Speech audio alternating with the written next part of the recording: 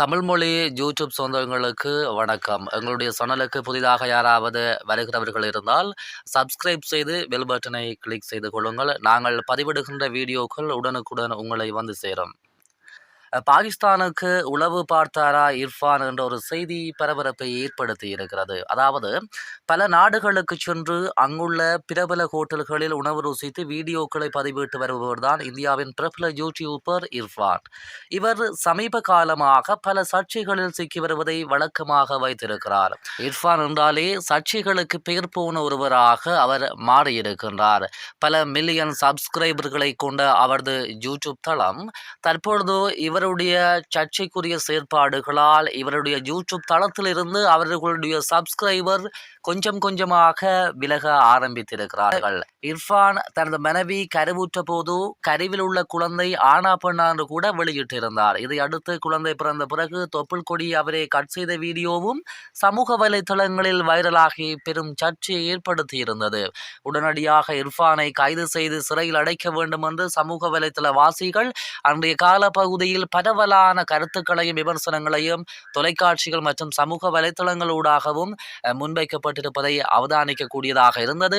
அதற்கு பிறகு பிரபல யூடியூபர் இர்ஃபான் அவர்கள் மன்னிப்பு கேட்டிருந்தார். இதையெல்லாம் காட்டிலும் ஈத் பெருநாளில் தெரு ஓரங்களில் உள்ள மக்களுக்கு பணம் மற்றும் உடை கொடுக்கும் போது தள்ளமுள்ளு ஏற்பட்டிருந்தது. இதனால் அவர்களை மோசமாக பேசியது இணையத்தில் பூதாகரமாக வெடித்திருந்தது.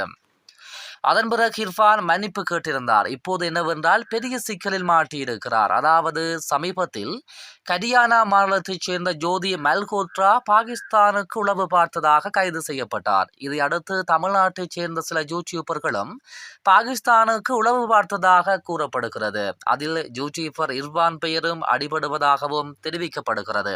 அதேபோல் மதன் கௌரி போன்ற சிலர் பேரும் உலாவி வருகிறது.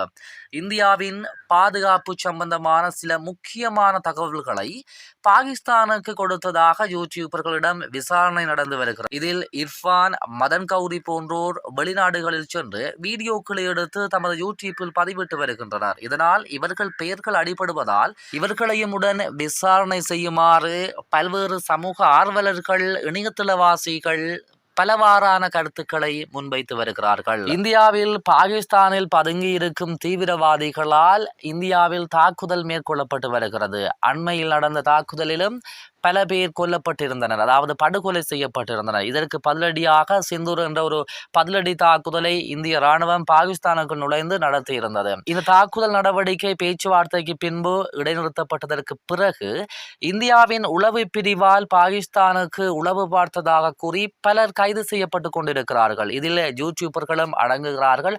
அந்த வரிசையில் தான் தற்பொழுது தமிழ்நாட்டைச் சேர்ந்த யூடியூபர்களும் சிக்கியிருக்கிறார்கள். இவர்கள் மீது விசாரணை நடத்தப்படுமா என்பது தொடர்பாக பொறுத்திருந்துதான் பார்க்க வேண்டும். இது தொடர்பான உங்களுடைய கருத்துக்களை கமெண்ட்ஸ் பாக்ஸில் பதிவிடுங்கள். நன்றி.